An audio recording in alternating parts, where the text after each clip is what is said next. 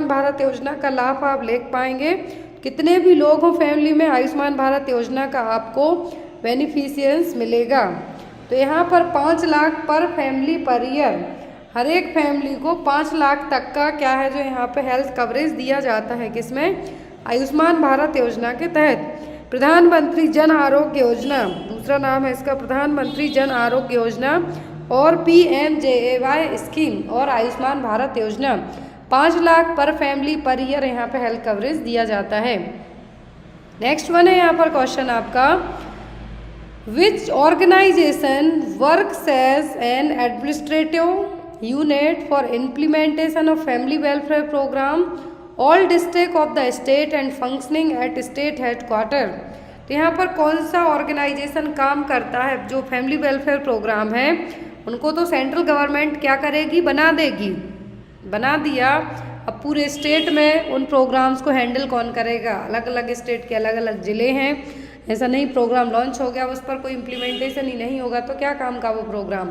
तो यहाँ पर जो थर्ड क्वेश्चन है आपका वो है कि कौन सा ऑर्गेनाइजेशन ये काम करेगा? District family welfare bureau, national family welfare bureau, state family welfare bureau या फिर इंटरनेशनल फैमिली वेलफेयर ब्यूरो। अब क्वेश्चन का आंसर आपका क्वेश्चन में ही छुपा हुआ है। यहाँ पे कहा है कि हर एक स्टेट में जो भी प्रोग्राम आते हैं गवर्नमेंट ने जो लॉन्च किए फैमिली वेलफेयर प्रोग्राम, उनको ऑर्गेनाइज करने का काम कौन करेगा? तो स्टेट के डिस्ट्रिक्ट की बात हो रही है तो ये काम भी स्टेट वाले ही करेंगे, ना कि नेशनल लेवल पे होगा। तो यहाँ पर आपका आंसर भी क्या होगा? The state family welfare bureau. State family welfare bureau इन सभी प्रोग्राम्स को हैंडल करने का काम करेगी। नेक्स्ट है यहाँ पर, according to the classification of world health organisation, pregnant women with haemoglobin level less than in the first and third trimester is considered anaemic. Question ध्यान से देखिए, WHO के अकॉर्डिंग हीमोग्लोबिन का लेवल कितने से कम हो जाए फर्स्ट और थर्ड ट्राइमेस्टर में, तब इसके लिए क्या कंसीडर किया जाएगा? एनीमिया। ऑप्शन में है 11 ग्राम पर DL, 14 ग्राम पर DL, 12 ग्राम पर DL या फिर 13 ग्राम पर DL। तो WHO के अकॉर्डिंग क्या है? वर्ल्ड हेल्थ ऑर्गेनाइजेशन के अकॉर्डिंग जो यहाँ पे क्या रखा गया है, एक आपने टेबल पढ़ी होगी, मैंने आपको भी कई बार बताई है कि जब भी प्रेगनेंसी में हीमोग्लोबिन लेवल 11 ग्राम पर DL से कम हो जाता है, लेस देन 11 ग्राम पर DL, दैट मीन्स वुमेन को क्या हो गया है? वुमेन को हुआ है एनीमिया।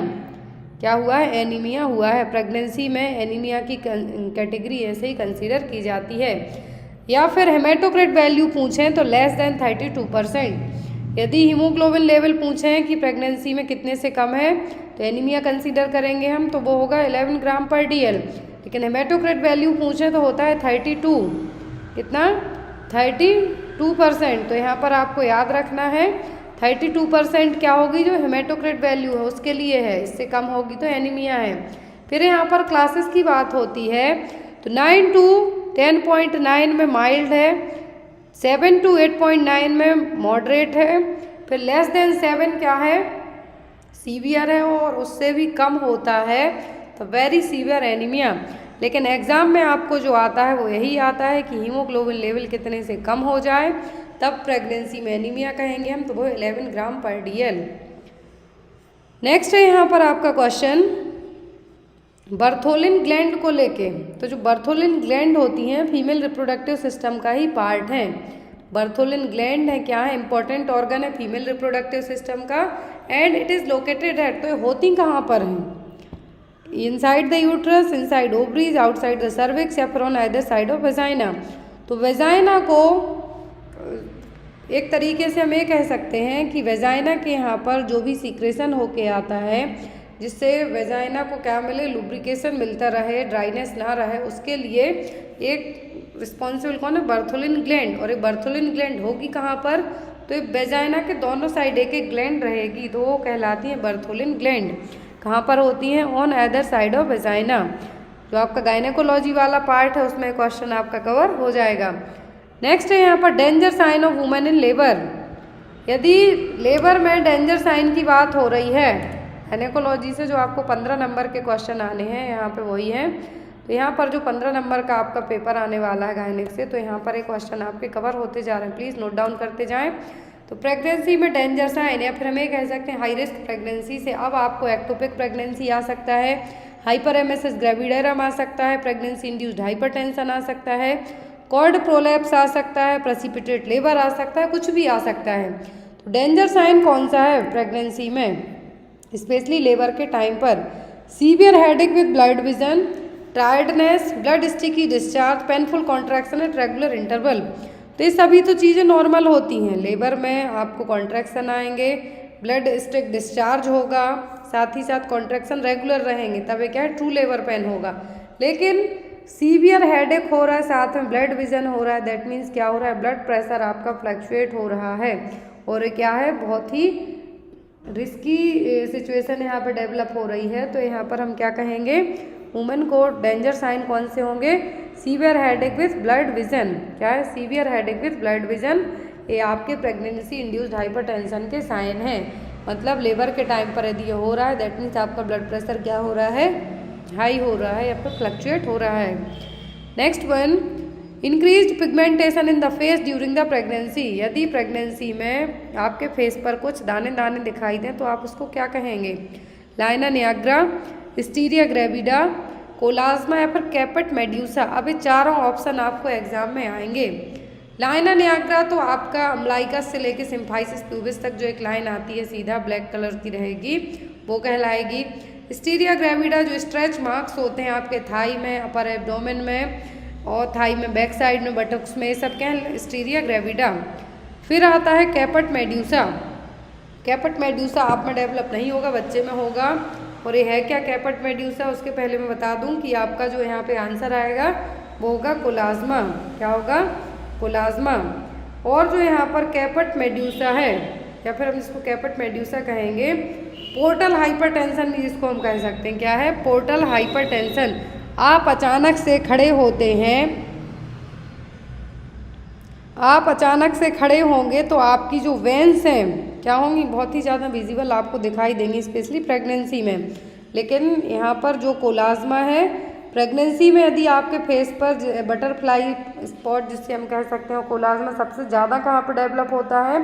होगा आपके दोनों गालों पर, नोज़ पर, फोरहेड पर और चिन पर, दाढ़ी में। तो ये सभी क्या है? कोलाज्मा। नॉर्मली भी रहते हैं लोगों को, स्पेशली गर्ल्स में, तो आप उनको नहीं कह सकते कि आप प्रेग्नेंट हो। ये नॉर्मल भी मेलेनिन हार्मोन के कारण हो सकते हैं, लेकिन प्रेगनेंसी में यदि यही बनते हैं तो वो कहलाएंगे कोलाज्मा।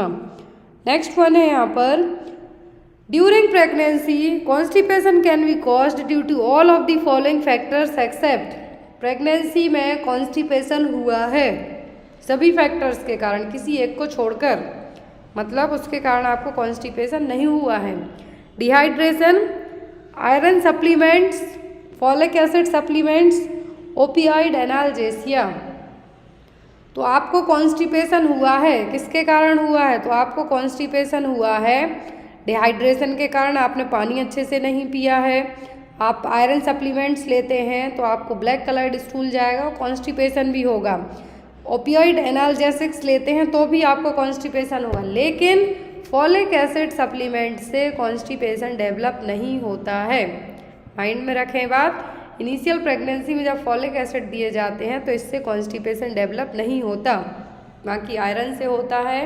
एक क्वेश्चन और यहाँ पे बनता है कि आयरन को दांतों में कलर बचाने के लिए, क्योंकि जब भी आप आयरन सिरप लेंगे तो आपके दांत क्या होंगे? कलर्ड हो जाते हैं, तो स्ट्रॉ से लेना है। आयरन टैबलेट को कभी भी मिल्क के साथ नहीं लेना है, हमेशा सिट्रस आइटम के साथ लें, सिट्रस फ्रूट के साथ लें। और यहाँ पर आयरन इंजेक्शन की बात करें तो वो जेट ट्रैक मेथड से लगाए जाते हैं। क्वेश्चन आते हैं इसलिए मैंने यहाँ पे आपको रिपीट कर दिए। नेक्स्ट है यहाँ पर, transmission of maternal antibodies to the unborn child through the placenta is an example of. यदि माँ की एंटीबॉडी बच्चे में ट्रांसफ़र हो गई प्लेसेंटा के थ्रू, जो प्लेसेंटा बीच में एक कनेक्शन का काम करता है माँ और बच्चे के बीच में, जो कि क्या होता है? डिस्कॉइड शेप होगा, 500 ग्राम का होगा। टर्म प्रेगनेंसी की बात करें तो 1/6 ऑफ द बेबी वेट होगा यहाँ पर। साथ ही साथ प्लेसेंटा का जो कलर होता है वो एग्जाम में आता है, फिर इसकी एबनॉर्मलिटीज़ भी आती हैं। तो यहाँ पर मेन थिंग, प्लेसेंटा के थ्रू जो बच्चे में माँ की एंटीबॉडीज़ जाएंगी तो वो कौन सा ट्रांसमिशन कहलाएगा? वो कहलाता है यहाँ पर पैसिव इम्यूनिटी। क्या कहलाएगा? पैसिव इम्यूनिटी, क्योंकि माँ से बच्चे में जा रही है। यदि बच्चे की खुद की बनती तो वो एक्टिव होती, लेकिन ये ट्रांसफर होके जा रही हैं तो क्या है? Passive. Next one, which of the following term is linked with inflammation of the fallopian tube?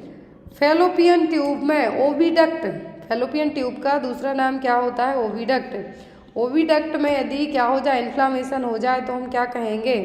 Endometritis, vaginitis, cervicitis या फिर साल्पिंजाइटिस। तो फैलोपियन ट्यूब और ओविडक्ट दोनों एक हैं। यदि इसमें इन्फेक्शन, इन्फ्लामेशन होता है तो हम कहेंगे साल्पिंजाइटिस। यदि अम्बिलिकल कॉर्ड का दूसरा नाम पूछें तब हम कहेंगे फ्यूनिस। क्या कहेंगे? फ्यूनिस। लेकिन फैलोपियन ट्यूब का दूसरा नाम पूछें तो वो ओविडक्ट।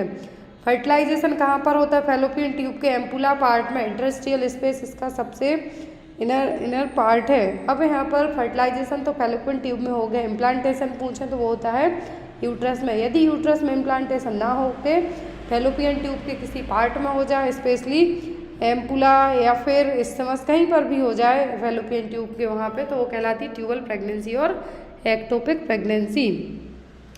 एंडोमेट्राइटिस का मतलब एंडोमेट्रियम में इन्फेक्शन होना, वेजाइना में होना तो वेजिनाइटिस, सर्विक्स में होना तो cervicitis. Next one, the main components of essential newborn care are all following accept.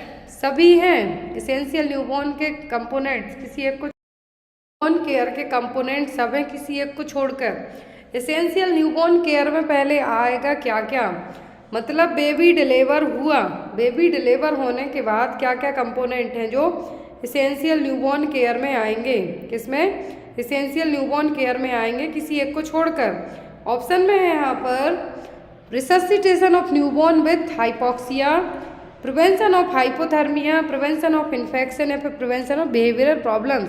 Question ध्यान से देखिए। According to world health organisation के जो बच्चों में एसेंशियल न्यूबॉर्न केयर होती हैं वो होती हैं यहाँ पर बच्चे की कॉर्ड की केयर करना।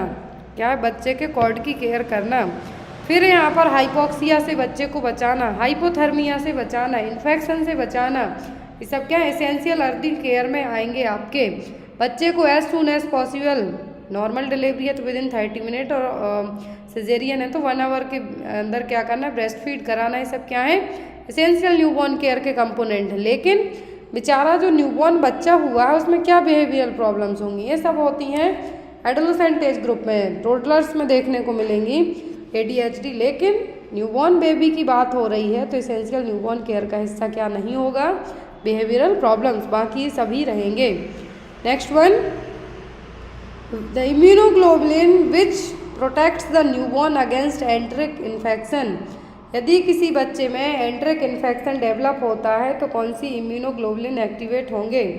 IgA, IgD, IgG या फिर IgM।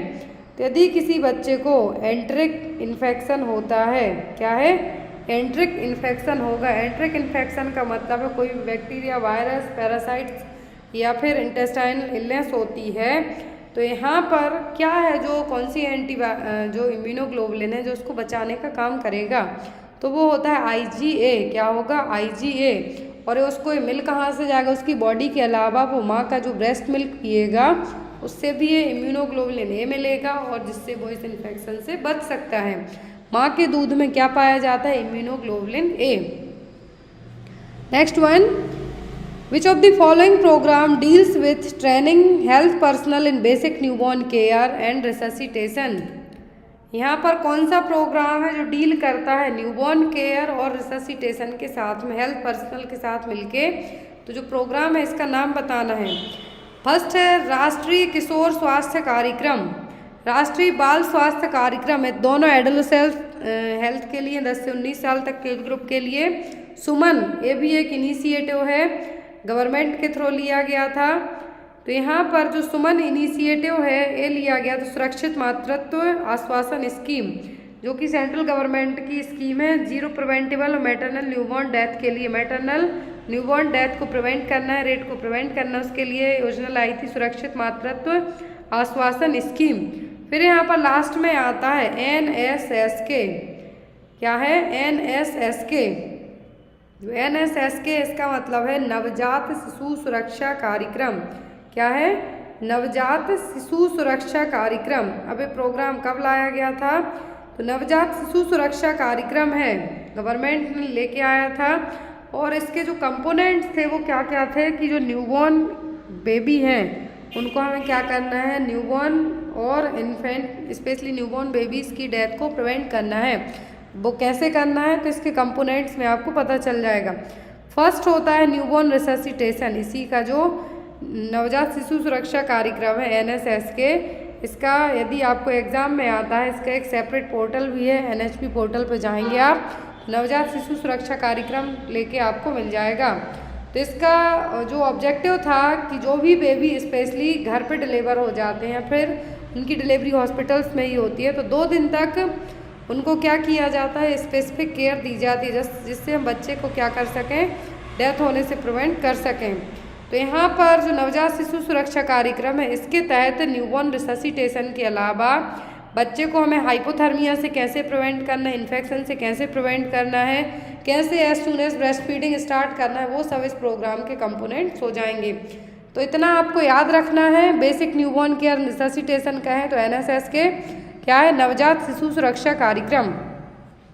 नेक्स्ट है यहाँ पर a full term newborn did not pass meconium the first 24 hour in which condition with disease. अब यहाँ पर आपको 2 क्वेश्चन बनते हैं कि यदि फर्स्ट तो कहा मेकोनियम, तो बेबी का जो फर्स्ट पासिंग स्टूल है वो कहलाता है मेकोनियम, ब्लैक कलर का होता है। यदि बच्चे ने डिलीवर होने से लेकर 24 घंटे तक पास नहीं किया है तो आप इसको कौन सी कंडीशन है जो डिक्लेयर कर सकते हैं, लेकिन जनरली वेट किया जाता है 48 आवर तक, कभी कभी 48 घंटों तक भी वेट किया जाता है कि बच्चा अपना स्टूल पास कर दे। लेकिन यदि ऐसा नहीं हुआ, फर्स्ट 24 आवर नहीं हुआ, तो बच्चे को क्या है, बच्चे को ये रिस्प्रिंग्स डिसीज़, इसको हम क्या कहेंगे, मेगा कोलोन डिसीज़, जो गैंग्लियोनिक सेल्स होंगी वो एब्सेंट रहेंगी। क्या है, जो गैंग्लियोनिक सेल्स रहेंगी लार्ज इंटेस्टाइन में, यहाँ पर रेक्टम के यहाँ पर, वो एब्सेंट होंगी। जब वो सेल्स ही एब्सेंट रहेंगी तो वो स्टूल को बाहर की तरफ पुश करने में हेल्प नहीं करेंगी, इसको हम कहेंगे रिस्प्रिंग्स डिसीज और megacolon disease. Impairment of heart function due to inadequate blood flow to the heart that is caused due to obstructive changes in the vessel supply blood to the heart is called. देखिए question कितना easy है, लेकिन थोड़ा सा घुमा दिए जिससे आप कंफ्यूज हो जाएं।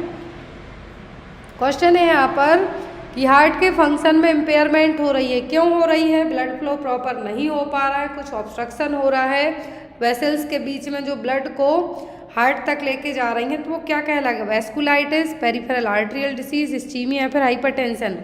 तो ऐसे केस में कहा है कि ऑब्स्ट्रक्शन भी हो रहा है, तो जब कुछ वेसल्स में जाम लगा देगा, ट्रैफिक जाम लगाएगा वेसल्स में, तभी तो फ्लो ऑब्स्ट्रक्ट होगा। अब ये ऑब्स्ट्रक्टिव का काम कौन करेगा, इस्चीमिया। क्या करेगा, इस्चीमिया। तो यहाँ पर आपका आंसर क्या होगा, इस्चीमिया। नेक्स्ट है यहाँ पर a disease that results in non reversible pathological alteration and leaves residual disability, it's called. कौन सी डिसीज है, नॉन रिवर्सिबल है, नॉन रिवर्सिबल पैथोलॉजिकल अल्ट्रेशन है यहाँ पर, जो कभी कभी लाइफ टाइम डिसेबिलिटी भी कॉज कर सकती है। तो वो डिसीज़ क्या है, एक्यूट, क्रॉनिक, कम्युनिकेबल या फिर स्पोरेडिक। तो कभी भी एक्यूट, कम्युनिकेबल और स्पोरेडिक डिसीज़ आपको लॉन्ग टर्म डिसेबिलिटी बहुत ही रेयर केस में दे पाएंगी। एक काम करेगी कोई ऐसी डिसीज़ जो आपको बहुत लंबे टाइम से हुई हो, जैसे आप किडनी फेलियर के पेशेंट हैं, आप डायबिटीज़ के पेशेंट हैं, तो आपको ये सब होना बहुत इजी रहेगा। तो इसीलिए यहाँ पर जो आपका आंसर जाएगा वो क्या होगा, वो होगा यहाँ पर ऑप्शन नंबर बी, जो क्रॉनिक डिसीज़ है, आपको यदि लंबे टाइम से कोई बीमारी है तो वही आपको नॉन रिवर्सिबल पैथोलॉजिकल अल्ट्रेशन कहा है और आपको लंबे टाइम तक कुछ डिसेबिलिटी गिफ्ट में कर देगा, तो वो होगी क्रॉनिक डिसीज़। नेक्स्ट है यहाँ पर diphtheria is an infection caused by strains of bacteria. देखिए यहाँ पर कम्युनिकेबल डिसीज 15 नंबर की आनी है, कितना इजी क्वेश्चन दे रखा है कि जो स्ट्रेन ऑफ बैक्टीरिया है इसका, डिप्थीरिया का, वो क्या है, कॉर्नीबैक्टीरियम, क्लोरेस्टेडियम, बॉर्डिटेला, लीशमानिया। तो डिप्थीरिया का जो स्ट्रेन है बैक्टीरिया का वो क्या है, कॉर्नीबैक्टीरियम। क्या है, corynebacterium. Next one filariasis is the common term for a group of disease caused by. Diphtheria कहाँ होता है जनरली? आपके अपर रेस्पिरेटरी ट्रैक्ट को ही अफेक्ट करेगा। नॉर्मल सर्दी जुकाम जैसे लक्षण आपको देखने को मिलेंगे। कॉज क्या है? Bacteria, Corynebacterium. नेक्स्ट है यहाँ पर filariasis is the common term for a group of disease caused bye. तो फाइलेरियासिस क्या है? फाइलेरियासिस एक डिसीज है। ये किसके थ्रू होती है? वायरस के थ्रू, बैक्टीरिया के थ्रू, या फिर पैरासाइटिक निमेटोड्स के थ्रू, या फिर फंगई के थ्रू। तो यहाँ पर जो डिसीज़ होती है, ये होती है पैरासाइटिक निमेटोड्स के कारण। किसके कारण? पैरासाइटिक निमेटोड्स के कारण ये डिसीज़ है जो आपको डेवलप होती है। और जो यहाँ पर पैरासाइट रहेंगे ये डायरेक्ट आपकी बॉडी में नहीं जाएंगे, ये किसी ब्लड फीडिंग इंसेक्ट के थ्रू आपकी बॉडी में जाएंगे। जैसे ब्लैक फ्ली, मॉस्क्यूटो हो गए, डिसीज़ को कॉज करने का काम करेंगे।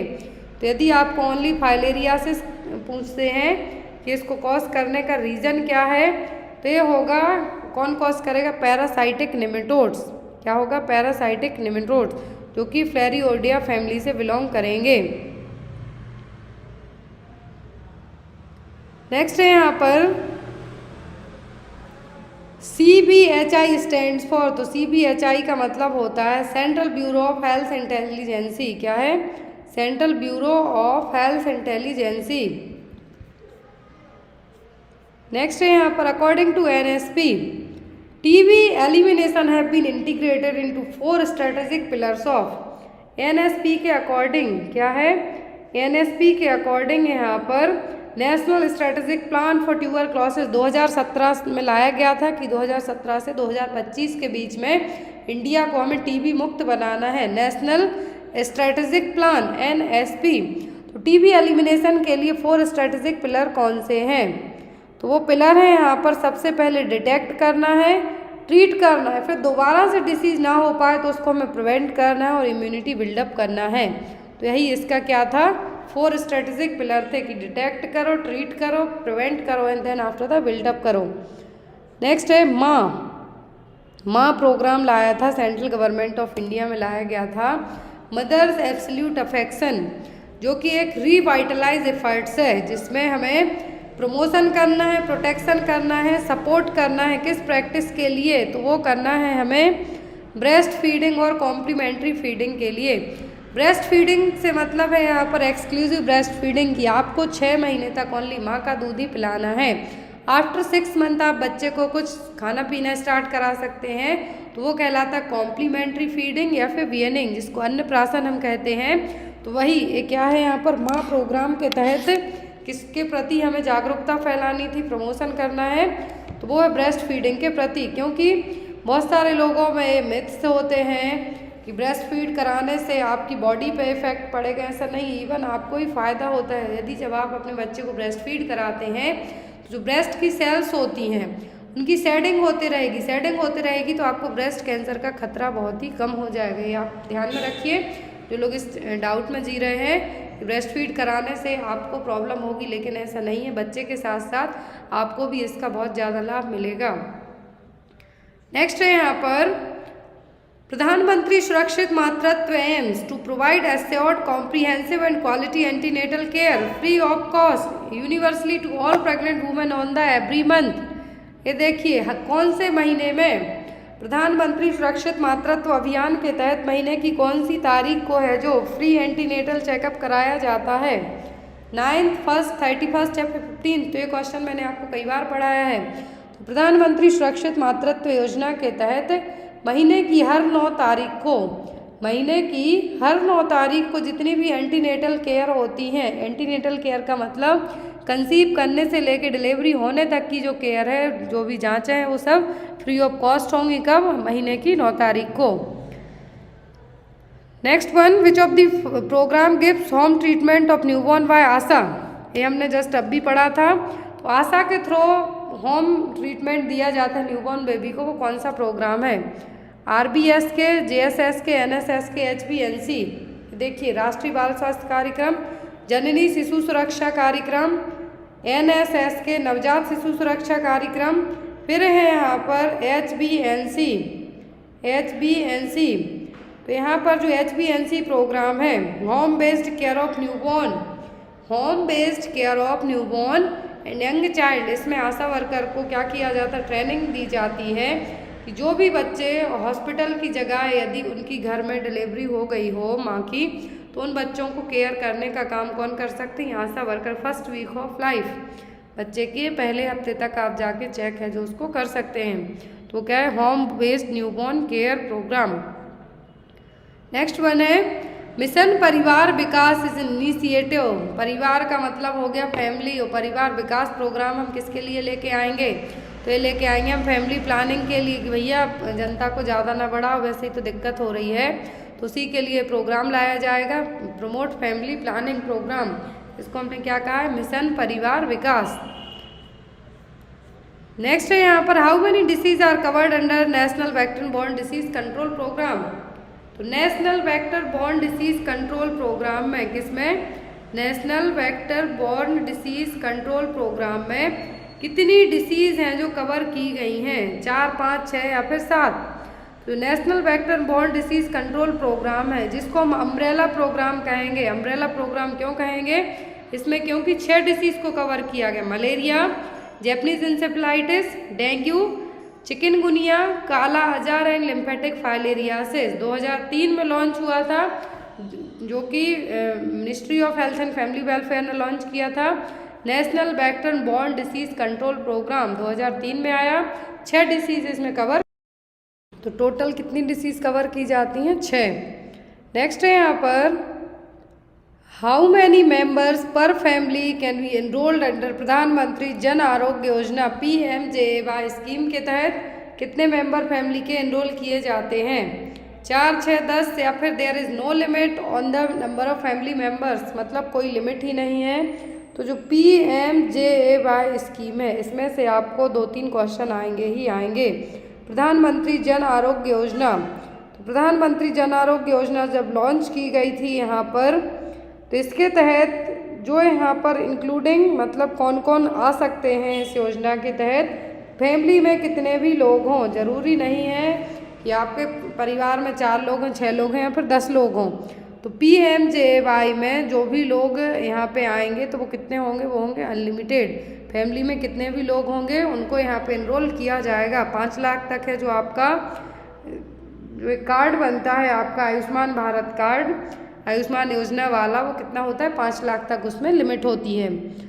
नेक्स्ट है यहाँ पर the full name of Ayushman Bharat योजना। तो आयुष्मान भारत योजना का पूरा नाम है आयुष्मान भारत प्रधानमंत्री जन आरोग्य योजना PMJAY स्कीम। आयुष्मान भारत क्यों नाम जोड़ा, क्योंकि जो कार्ड दिया जाता है पेशेंट के लिए या फिर जो लोग एनरोल होते हैं उनके लिए, तो वो कहलाता है आयुष्मान कार्ड। यहाँ पर इसका पूरा नाम है आयुष्मान भारत प्रधानमंत्री जन आरोग्य योजना PMJAY आयुष्मान भारत। यहाँ पर ये लॉन्च कब हुई थी, तो आपको इसकी लॉन्च डेट याद रखना है, एग्जाम में आती है। तो ये लॉन्च हुई थी 23 सितंबर 2018 को, 23 सितंबर 2018 में इसको लॉन्च किया गया था। नेक्स्ट है which of the following is the main M of पोषण अभियान। पोषण अभियान आई थिंक गुजरात में लॉन्च किया गया था और इसका एम क्या रखा गया था कि जितनी भी बच्चे हैं न्यूट्रिशनल आउटकम के लिए, जितनी भी प्रेग्नेंट माँ हैं, जितनी भी लैक्टेटिंग मदर्स हैं, इन सभी को इस प्रोग्राम का लाभ मिले। किसका, पोषण अभियान का। किसका, पोषण अभियान। न्यूट्रिशन का आपका क्वेश्चन है। पोषण अभियान जब पहली बार लॉन्च किया गया था तो यहाँ पर इसको लाया गया था, और हर साल पोषण माह है जो पोषण अभियान है जो यहाँ पर पोषण अभियान स्कीम भी जिसको हम कहेंगे 2018 में लॉन्च हुई थी। राजस्थान के झुंझुनू डिस्ट्रिक्ट में इसको लॉन्च किया गया था। झुंझुनू डिस्ट्रिक्ट में राजस्थान के जो भी एडोलेसेंट गर्ल्स हैं, प्रेग्नेंट वुमेन है, लैक्टेटिंग मदर हैं, बच्चे जिनकी एज 0 से 6 ईयर है, उनको इस योजना का लाभ मिलेगा। नेक्स्ट है objective of national mental health programme. तो आपको जो यहाँ पर एडोलेसेंट हेल्थ में प्रोग्राम पूछे गए हैं वही हैं मेंटल हेल्थ को लेके। तो मेंटल हेल्थ प्रोग्राम के सब ऑब्जेक्ट हैं किसी एक को छोड़कर। तो मेंटल हेल्थ प्रोग्राम में हमें कम्युनिटी पार्टिसिपेशन को क्या करना है, इम्प्रूव करना है, प्रमोट करना है मेंटल हेल्थ नॉलेज को लेके, access mental health care provide करानी है, लेकिन एंटी साइकोटिक ड्रग्स प्रोवाइड नहीं करानी है। ये काम जो एक ट्रेंड साइकेट्रिक्स रजिस्टर्ड साइकेट्रिस्ट रहेगा वही करेगा, ये काम आपको नहीं करना है। नेक्स्ट है यहाँ पर ऑन विच ईयर, अब यहाँ पर मेंटल हेल्थ प्रोग्राम को लेके national mental health programme launch कब हुआ था। लॉन्च होने के अलावा यहाँ पर क्या माइथ्स जरूर एग्जाम में आपको आते हैं, तो एक माइथ्स आता है कि मेंटल हेल्थ क्योरेबल नहीं है लेकिन ये है, सॉरी मेंटल इलनेस क्योरेबल नहीं है लेकिन है, एक माइथ है जो मुझे याद आया था, मैंने आप इसलिए आपको बता दिया। नेक्स्ट है ऑन विच ईयर प्रधानमंत्री सुरक्षित मातृत्व अभियान, तो प्रधानमंत्री सुरक्षित मातृत्व अभियान कब लॉन्च किया गया था। न्यूबॉर्न बेबी की डेथ को प्रिवेंट करने के लिए, जो इन्फेंट मोर्टेलिटी रेट है, न्यूबॉर्न मोर्टेलिटी रेट है, उसको हमें प्रिवेंट करने के लिए 2016 में गवर्नमेंट ऑफ इंडिया ने प्रोग्राम लाया था। वो उसका नाम क्या था, प्रधानमंत्री सुरक्षित मातृत्व अभियान। माँ बच्चे दोनों को हमें मरने से मैटरनल और इन्फेंट डेथ को रोकने के लिए प्रोग्राम लाया था, PMSMA प्रोग्राम। नेक्स्ट है यहाँ पर there are 3 critical determinants of facility. यहाँ पर देखिए 3 क्रिटिकल डिटर्मिनेंट्स बताए हैं, district hospital, sub divisional hospital और कम्युनिटी हेल्थ सेंटर। अब यहाँ पर कहा है being declared as a first referral unit, इन तीनों को फर्स्ट रेफरल यूनिट कहा जाता है। Which among the following is not a critical determinant of facility of first referral unit, इनमें से कौन सा डिटर्मिनेंट नहीं है जिसको हमें फर्स्ट रेफरल यूनिट में ऐड करने की ज़रूरत होगी। Emergency obstetrical care during including surgical intervention, newborn care, blood storage facility on 24 hour basis of neurology department. तो यहाँ पर इनमें हम कौन सा डिटर्मिनेंट है जिसको हमें इमरजेंसी में या फिर उसकी ज़रूरत नहीं पड़ेगी, वो क्या है। तो इमरजेंसी ऑब्स्टेट्रिकल केयर, ये सभी इन तीनों फर्स्ट रेफरल यूनिट में होना चाहिए। वैसे तो फर्स्ट रेफरल यूनिट हम मानते हैं कम्युनिटी हेल्थ सेंटर को, लेकिन अकॉर्डिंग टू क्वेश्चन के जाते हैं तो जो डिटर्मिनेंट्स हैं वो हैं district hospital, sub divisional hospital और CHC। तो यहाँ पर तीनों हो गए फर्स्ट रेफरल यूनिट। अब यहाँ पर न्यूबॉर्न केयर भी होना चाहिए, ब्लड स्टोरेज फैसिलिटी भी होनी चाहिए 24 घंटे, यहाँ पर जो ऑब्स्टेट्रिकल केयर भी होना चाहिए, लेकिन न्यूरोलॉजिकल डिपार्टमेंट है जो क्रिटिकल डिटर्मिनेंट का फर्स्ट रेफरल यूनिट में पार्ट, उसकी उतनी ज़रूरत नहीं है ज़रूरत, लेकिन एज एन ऑप्शन के जाते हैं हम तो इन तीनों की एज़ कम्पेयर टू इसके ज़्यादा होगी। और एक सेपरेट डिपार्टमेंट होगा न्यूरोलॉजी डिपार्टमेंट के लिए, सेपरेट हॉस्पिटल्स में सेपरेट डिपार्टमेंट है जो बनाए जाते हैं, लेकिन यहाँ पर इसकी ज़रूरत नहीं होगी। नेक्स्ट है यहाँ पर community health centre are established and maintained by the government and state government under the MNPs और BMS programme in the hilly difficult to reach tribal area with a population. अब देखिए इतना बड़ा क्वेश्चन कर दिया कि लोगों को लगे बहुत ही टफ पेपर है। तो कम्युनिटी हेल्थ सेंटर में कितने पॉपुलेशन पर एक हिली और ट्राइबल एरिया है यदि, तो कितने पॉपुलेशन पर एक CHC होगा, तो वो होता है 80,000। प्लेन एरिया में कहते CHC तो हम कहेंगे आंसर 1,20,000, लेकिन हिली पहाड़ी इलाका कहा है पहुँच से बाहर हो जाता है तो वो होगा 80,000 के लिए। ऐसे ही आपको सब सेंटर के लिए पूछेंगे तो हिली ट्राइबल 3,000 और पहाड़ी इलाका है तो 5,000। PSC CSC इन तीनों का जो पॉपुलेशन नॉर्म्स है एग्जाम में आता है। नेक्स्ट है which SDG goal, sustainable development goal related to improve the health and wellbeing. तो SDG हैं, टोटल कितने हैं, मैंने आपको 10 बार पढ़ाए हैं, आपने खुद पढ़े हैं। सस्टेनेबल डेवलपमेंट गोल्स, तो टोटल सस्टेनेबल डेवलपमेंट गोल हैं 17, कितने 17 है सस्टेनेबल डेवलपमेंट गोल। अब इन सस्टेनेबल डेवलपमेंट गोल्स में कहा है कौन सा गोल है जो हेल्थ एंड वेलबींग पर फोकस करेगा। तो जो गोल है वो फोकस करेगा वो होगा गोल नंबर 3। कौन सा, गोल नंबर 3 जो हेल्थ और वेलबींग पर फोकस करेगा। फर्स्ट करेगा किस पर, पॉवर्टी गरीबी पर, दूसरा करेगा जीरो हंगर पर, थर्ड होगा आपका good health and wellbeing, fourth में आपको क्वालिटी वाइज एजुकेशन मिलना चाहिए, फिफ्थ में जेंडर इक्वालिटी होना चाहिए, सिक्स्थ में क्लीन वाटर एंड सैनिटेशन होना चाहिए, सेवेंथ में अफोर्डेबल एंड क्लीन एनर्जी होना चाहिए, फिर आता है decent work and economic growth. तो आपको पूरे जो 17 गोल हैं कितने, जो SDG के 17 गोल हैं आपको याद करना है, आपके एग्जाम में आते हैं, कोई सा भी गोल पूछ सकते हैं, तो नंबर दे देंगे, गोल का नाम बताओ या फिर गोल दे देंगे उसका नंबर बताओ। नेक्स्ट है यहाँ पर ministry of health and family welfare has launched labour room quality improvement initiative named as. तो ministry of health and family welfare ने लेबर रूम की क्वालिटी को इम्प्रूव करने के लिए एक प्रोग्राम लाया था, वो क्या है? अब यहाँ पर जो चारों दिए हुए हैं ये चारों अलग अलग जगह के लिए लाए गए प्रोग्राम हैं। फर्स्ट का नाम है LaQshya, life, quality to urban health या फिर both life and quality to urban health. तो यहाँ पर लेबर रूम की क्वालिटी के लिए जो इनिशिएटिव लाया था उसका नाम था लक्ष्य। क्या है? लक्ष्य। फिर यहाँ पर जो लाइफ है ये लाया गया था आई थिंक लेबोरेटरीज में जहाँ पर टेस्टिंग होती है उसके लिए। नेक्स्ट क्वेश्चन है यहाँ पर, ये देखिए आगे दिया हुआ है, इसको क्वेश्चन है this scheme for laboratory quality improvement mandates for focused intervention for improving standardisation the quality of laboratory services.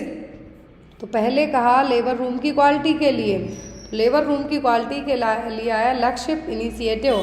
फिर आया लेबोरेटरी क्वालिटी के लिए, तो लेबोरेटरी क्वालिटी के लिए आया लाइफ प्रोग्राम। क्या है? Life programme. फिर नेक्स्ट है यहाँ पर एक और प्रोग्राम है, तो इसमें कहा है this scheme aims to improve cleanliness, hygiene, best management practice in public health facilities. जितनी पब्लिक हेल्थ फैसिलिटीज़ हैं वहाँ पर हमें साफ सफाई, हाइजीन और बेस्ट मैनेजमेंट प्रैक्टिस को क्या करना है? बढ़ावा देना है, इम्प्रूव करना है। तो कौन सा प्रोग्राम है? Kayakalp, LaQshya, life, quality to urban health. अब यहाँ पर जो प्रोग्राम होगा आपका वो क्या होगा? तो वो होगा कायाकल्प। कहते हैं कि कायाकल्प मतलब रंगढंगी बदल, हाइजीन और बेस्ट मैनेजमेंट के लिए जो प्रोग्राम है तो उसका नाम क्या हो गया? वो है कायाकल्प। तो अब यहाँ पर याद रखना है लैब के लिए है लाइफ, जो लेबर रूम है उसके लिए है लक्ष्य, और जो पब्लिक हेल्थ में हमें साफ सफाई का ध्यान रखना है उसके लिए क्या है? वो है यहाँ पर कायाकल्प। नेक्स्ट है यहाँ पर which of the following is required to prevent a birth defect called spina bifida. क्या दे देंगे जिससे हम स्पाइना बाइफिडा को प्रिवेंट कर सकते हैं? Vitamin D, vitamin A, folic acid या फिर विटामिन ई। आपका न्यूट्रिशन का क्वेश्चन हो जाएगा। ध्यान से देखिए क्वेश्चन है यहाँ पर न्यूट्रिशन का क्वेश्चन आपका हो जाएगा कि क्या दे देंगे जिससे हम बच्चे में स्पाइना बाइफिडा से प्रिवेंट कर सकते हैं? तो वो है यहाँ पर क्या? Folic acid. माँ को कब देना चाहिए भी आता है, तो कंसीव करने के टाइम से ही, यदि एज सुन एज पॉसिबल, या फिर आप कंसीव करना चाहते हैं तब से ले लें तो और अच्छा रहेगा। तब से पॉसिबल नहीं है तो कंसीव कर लिया तुरंत लेना स्टार्ट करें, तो बच्चे को हम spina bifida neural tube defect है उससे प्रिवेंट कर सकते हैं। नेक्स्ट है यहाँ पर deficiency of which vitamin can cause peripheral neuritis. कौन से विटामिन की कमी से पेरिफेरल न्यूराइटिस हो सकता है? B12, B1, B6 या फिर B9। तो वो है यहाँ पर विटामिन B12। क्या है? विटामिन B12 की कमी से पेरिफेरल न्यूराइटिस डेवलप हो सकता है, तो इसीलिए इसकी हमें कमी होने नहीं देना है। ये सब आपके न्यूट्रिशन के क्वेश्चन है। क्वेश्चन नंबर 37 से काउंट करते जाएं जो 5 क्वेश्चन आना है आपके। नेक्स्ट है the inner layer of the stomach wall is called. तो स्टमक की जो इनर लेयर है वो क्या है? अब आपको यहाँ पर स्टमक के अलावा आपको यूट्रस की पूछ सकते हैं, हार्ट की पूछ सकते हैं, लंग्स की पूछ सकते हैं, कोई सी भी लेयर पूछ सकते हैं। तो स्टमक वॉल की जो इनर लेयर है वो कहलाती है म्यूकोसा। क्या कहलाएगी? म्यूकोसा। इनर लेयर है जो क्या है वो है mucosa. Next one the most important role of vitamin E. Vitamin E का क्या काम है? विटामिन ई एक तो हो गया fat soluble vitamin A D के। अब यहाँ पर क्या काम करेगा? ब्लड क्लॉटिंग में, तो ब्लड क्लॉटिंग में काम तो करता है आपका विटामिन के।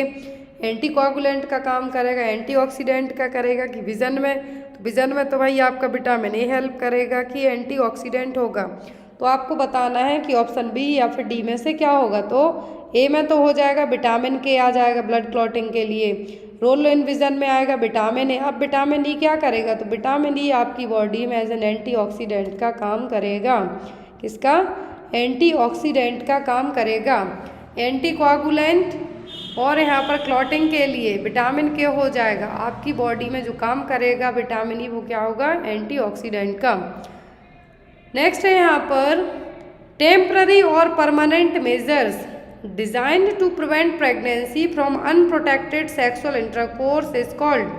देखिए, टेम्पररी भी हो सकता है या फिर परमानेंट हो सकता है कि प्रेगनेंसी को हमें प्रिवेंट करना है, आपने बिना किसी कॉन्डोम या फिर कुछ भी मेथड नहीं अपनाई कॉन्ट्रासेप्टिव की, तो वो क्या कहलाएगा? आपने कोई सी भी मेथड नहीं अपनाई बट आप बच्चा नहीं चाहते हैं, तो वो क्या कहलाएगा? या फिर ऐसी मेथड्स आपने अपना ली जिससे प्रेगनेंसी को आप प्रिवेंट कर सकते हैं, तो वो कहलाएगा कॉन्ट्रासेप्शन। क्या होगा? वो कहलाएगा कॉन्ट्रासेप्शन। अब इसकी अलग अलग मेथड है, आप चाहे जो अपना लें। परमानेंट अपनाएंगे तो वेसेक्टोमी ट्यूबेक्टोमी हो जाएगी। बैरियर मेथड अपनाते हैं तो आपका बैरियर मेथड में सबसे कॉमनली इंडिया में यूज़ किया जाता है कॉन्डोम और मैकेनिकल मेथड में। फिर आता है यहाँ पर आपका नेचुरल मेथड, तो उसमें एब्सिस्टेंस, LAM, यदि लैक्टेस्टल एमनोरिया मेथड है, एब्सिस्टेंस कर सकते हैं, विड्रॉल कर सकते हैं, सब क्या है? नेचुरल में आएंगी। Next one, the vitamin supplements to provided for patient taking isoniazid as part of their anti tuberculosis regimen. तो isoniazid medicine first line anti tuberculosis medicine है। अब यहाँ पर इसके तहत कौन सा विटामिन दिया जाएगा INH वाले पेशेंट को कि इसकी डेफिशिएंसी होने से हम रोक लें? राइबोफ्लेविन, नियासिन, पेंटोथोनिक एसिड या फिर पायरिडॉक्सिन। तो जब भी पर्सन को INH दिया जाता है तो साथ में को पायरिडॉक्सिन दिया जाता है। क्यों? क्योंकि इसकी डेफिशिएंसी बहुत ही इजीली हो जाती है। जिनको TB होगा और TB के साथ में आइसोनियाजिड दे रहे हैं, तो आइसोनियाजिड देने के बाद पायरिडॉक्सिन जो विटामिन है इसकी कमी को रोकने के लिए हम इसको बाहर से विटामिन देना स्टार्ट कर देंगे। Next one, the primary aim of first aid in a person with bleeding wound. Skill based question आपके जो आने हैं वही है यहाँ पर। तो प्राइमरी एम क्या होगा? First aid in a person with bleeding wound. यदि किसी को ब्लीडिंग हो रही है तो आपकी फर्स्ट प्रायोरिटी होती है उस ब्लीडिंग को स्टॉप करना। अब ऑप्शन में देखिए कहाँ पर है, inform the family to arrest the bleeding, inform police या फिर टेक टू हॉस्पिटल। यहाँ पर फर्स्ट एड के तौर पर यदि आपसे पूछा जाए तो आप क्या करेंगे? किसी को ब्लीडिंग हो रही है तो आपकी फर्स्ट प्रायोरिटी होगी ब्लीडिंग को स्टॉप करना। देन आफ्टर आप हॉस्पिटल ले जाएं, पुलिस को कॉल करें, एम्बुलेंस बुलाएं। लेकिन ऐसे केस में सबसे पहले आप क्या करेंगे? सबसे पहले आप पर्सन की जो ब्लीडिंग हो रही है उसको स्टॉप करने की कोशिश करेंगे। किससे? क्लीन गॉज से, जहाँ से ब्लीडिंग हो रही है वहाँ पर प्रेशर लगा के। Next one, which of the following is not a congenital heart disease. तो इनमें से कंजेनाइटल हार्ट डिसीज कौन सी नहीं है? टेरेटोलॉजी ऑफ फैलेट, इसमें तो भैया 4 डिसीज ऐड हो जाती हैं एक साथ। ट्राइकस्पिड एट्रेसिया, कावासाकी डिसीज या फिर आर्ट्रियल सेप्टल डिफेक्ट। तो यहाँ पर कौन सी डिसीज है? कौन सी डिसीज है जो कंजेनाइटल हार्ट डिफेक्ट में नहीं आएगी? तो tetralogy of Fallot, tricuspid atresia, atrial septal defect तीनों आ जाएंगी। लेकिन बच्चों में जो ग्लैंडुलर स्वेलिंग के कारण या फिर जिसमें ब्लड वेसल्स हैं, जो अपनी बॉडी की खुद की ब्लड वेसल्स में स्वेलिंग रहेगी, वो कहलाती है कवासाकी डिसीज। जो जनरली 5 साल के एज तक के बच्चों को मेनली अफेक्ट करेगी। तो यहाँ पर याद रखना है कवासाकी, जिसको म्यूकोटेनियस लिम्फ नोड सिंड्रोम भी कहेंगे, ये जनरली 5 साल तक के एज ग्रुप के बच्चों को अफेक्ट करेगी। कुछ ब्लड वेसल्स में स्वेलिंग देखने को मिलेगी। तो ये कंजेनाइटल हार्ट डिसीज नहीं है, बाकी सब हैं। नेक्स्ट है यहाँ पर, आई होप आपको पेपर है जो क्लियरली विजुअलाइज हो रहा हो, साथ ही साथ आपको पूरे क्वेश्चन समझ में आ रहे हो। जिसमें भी डाउट हो प्लीज़ आप लोग कमेंट बॉक्स में कमेंट लीव आउट कर सकते हैं या फिर मेरे व्हाट्सएप पर मुझसे डायरेक्ट भी क्वेश्चन पूछ सकते हैं।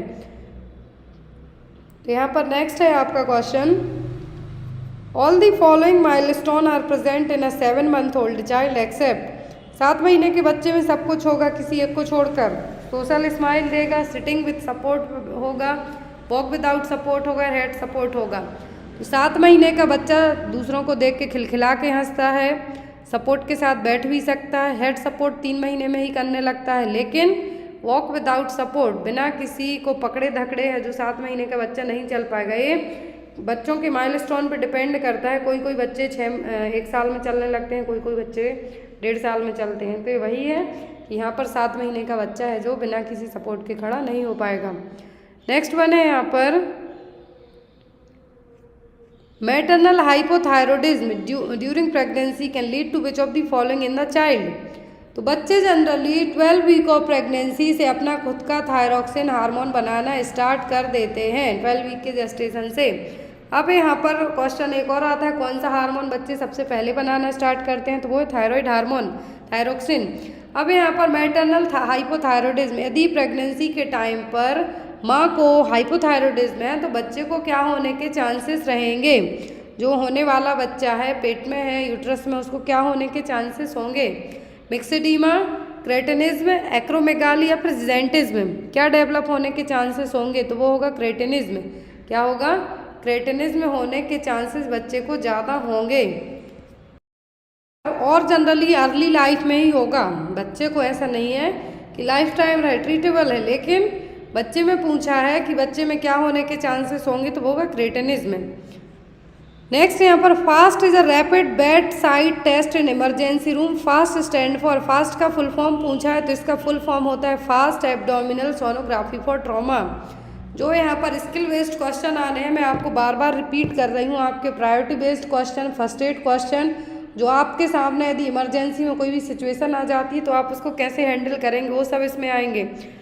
तो यहाँ पर फास्ट एक रैपिड बेड साइड टेस्ट होता है, इसका मतलब क्या होगा, इसका मतलब होता है focused assessment with sonography in trauma.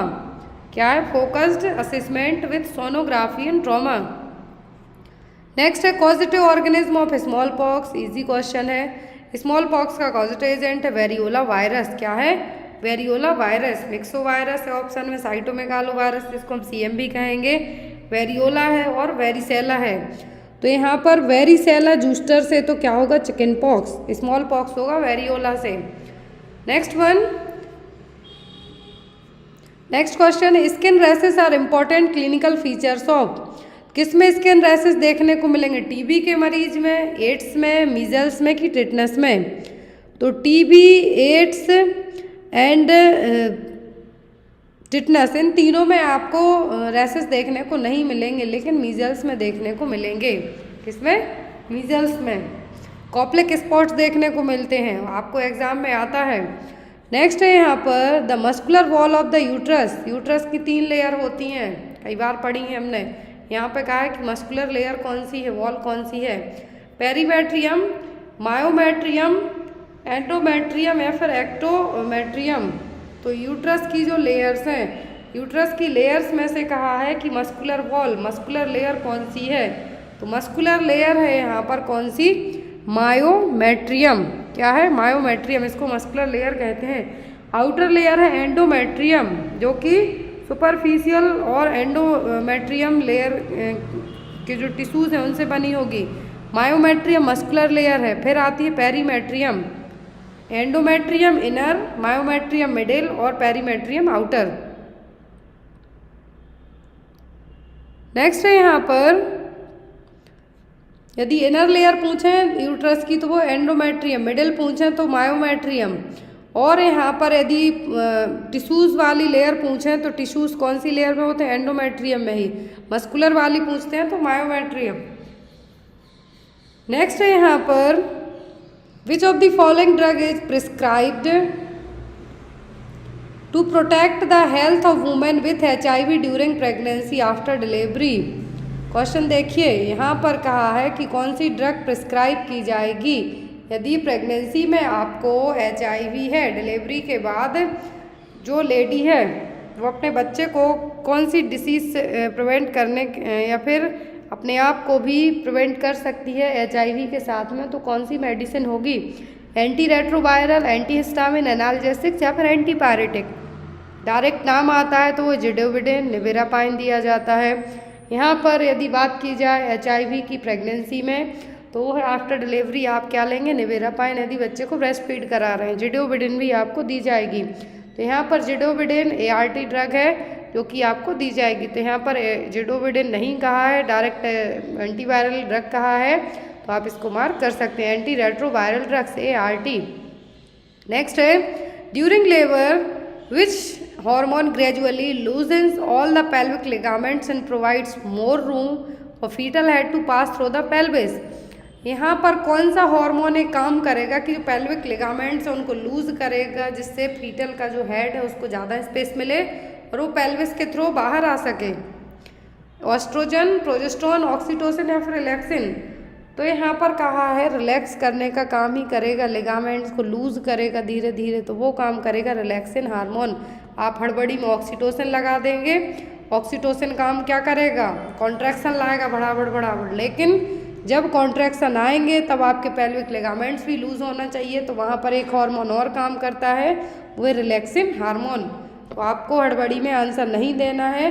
यदि कॉन्ट्रैक्शंस के लिए कहें तो ऑक्सीटोसिन मार्क कर रहा है, पेल्विक लिगामेंट्स को लूज करने के लिए, बेबी के हेड को बाहर आने के लिए ज़्यादा साइज देने हैं, तब वो काम कौन करेगा, वो करेगा relaxin hormone. Next one, the process by which a secondary oocyte is extruded from the ovary after rupture of a mature Graafian follicle is called. तो प्रोसेस क्या कहलाएगी, जिसमें सेकेंडरी oocyte बाहर आएंगे ओवरी से मैच्योर ग्राफिकल फॉलिकल को तोड़ के, रप्चर करके। फर्टिलाइजेशन, इम्प्लांटेशन, ओव्यूलेशन या फिर oogenesis। यदि ये बनने का पूछे तब हम कहते हैं यहाँ पर oogenesis, लेकिन यहाँ पर ओवम बन के रिलीज होने को आ रहा है तो वो कहलाएगा ओव्यूलेशन। क्या कहलाएगा, ओव्यूलेशन।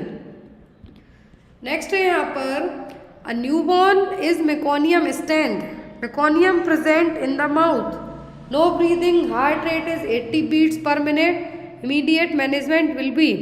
यदि बच्चे ने मेकोनियम स्टैंड कर लिया, मेकोनियम एस्पिरेट कर गया बच्चा, मुंह में ही है, ब्रीदिंग नहीं हो रही, हार्ट रेट 80 है, तब आप क्या करेंगे। जनरली बच्चे की हार्ट रेट 120 से 160 तक होना चाहिए, तो अब ऐसे केस में क्या करेंगे आप, इंट्यूबेट करेंगे, CPR देंगे, वार्मथ एंड सक्शनिंग करेंगे या फिर ऑक्सीजन एडमिनिस्टर करेंगे। बच्चे को ऐसे केस में आपको वार्म करना है और सक्शनिंग करना है, क्योंकि मुंह में ही है, अभी ज़्यादा अंदर एस्पिरेट नहीं कर पाए, तो फर्स्ट आप माउथ से क्या करेंगे, सक्शनिंग करेंगे, देन आफ्टर नोज से। एग्जाम में आता है, यदि बच्चे में पूछे तो माउथ से सबसे पहले आपको सक्शनिंग करना है। ऐसा क्यों करना है, ताकि वो एस्पिरेट ना कर पाए। तो ऐसे में आपको बच्चे को वार्मथ रखना है, गर्म रखना है और सक्शनिंग करना है, पहले मुंह से फिर नोज से। नेक्स्ट वन है यहाँ पर biomedical waste mixing with cement. तो BMW में सीमेंट मिला दिया आपने, आपकी कार नहीं है, बायोमेडिकल वेस्ट है, तो यहाँ पर सीमेंट मिला देंगे तो ये क्या कहलाएगा, इनर्टाइजेशन, इंसिनरेशन, श्रेडिंग या फिर ऑटोक्लेव। तो ये क्या कहलाएगा, ये कहलाएगा यहाँ पर इनर्टाइजेशन। क्या होगा, इनर्टाइजेशन। इनर्टाइजेशन का मतलब होगा नॉन फ्लेमेबल गैस। जो यहाँ पर इनर्टाइजेशन होता है, तो यहाँ पे सीमेंट मिलाने की बात हो रही है जनरली। तो यदि इसी बायोमेडिकल वेस्ट में हमने क्या कर दिया, कुछ है जिसके एक्सप्लोजन होने के चांसेस ज़्यादा रहते हैं, उसमें कुछ ऐसी गैसेस रहती हैं, तो उस बायोमेडिकल वेस्ट में हम क्या कर देते हैं, सीमेंट को मिक्स कर देंगे, जिससे एक्सप्लोजन के चांसेस कम हो जाते हैं। तो उस पूरी प्रोसेस को क्या कहते हैं हम, इनर्टाइजेशन। नेक्स्ट है यहाँ पर यदि ऑटोक्लेविंग की बात करें तो ऑटोक्लेविंग का टेम्परेचर आपको आएगा, कितना टेम्परेचर होता है। बेस्ट मेथड होती है हॉस्पिटल में स्टरलाइजेशन के लिए ऑटोक्लेविंग। नेक्स्ट है यहाँ पर perinatal transmission is said to occur when it is transmitted from.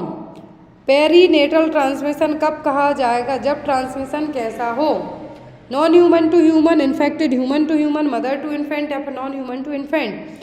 Perinatal, यहाँ से वर्ड नेटल का मतलब होगा बच्चा, इन्फेंट, और ये ट्रांसमिशन का मतलब क्या होगा, जब मदर से इन्फेंट में कुछ भी ट्रांसमिट हो, चाहे वो कोई डिसीज़ हो, इम्यूनोग्लोबुलिन हो, एंटीबॉडी हो, एंटीबायोटिक्स हो, कुछ भी जाए पेरीनेटल ट्रांसमिशन के थ्रू, वो कहलाएगा मदर टू इन्फेंट। नेक्स्ट है यहाँ पर वर्टिकल ट्रांसमिशन, जिसको हम कहेंगे। नेक्स्ट है कॉजेटिव ऑर्गेनिज्म, वूफिंग कफ, पर्ट्यूसिस कफ, 100 दिन की खांसी, जिसको 100 दिन की खांसी आती है उसको हम कहेंगे वूफिंग कफ, पर्ट्यूसिस। अब यहाँ पर इसका कॉजेटिव एजेंट क्या है, तो वो है यहाँ पर बॉर्डिटेला पर्ट्यूसिस। क्या है, बॉर्डिटेला पर्ट्यूसिस। और वूफिंग कफ जनरली जिनकी एज 2 साल से कम होती है उन्हीं को होता है, 2 साल के बाद इसके चांसेस कम हो जाते हैं।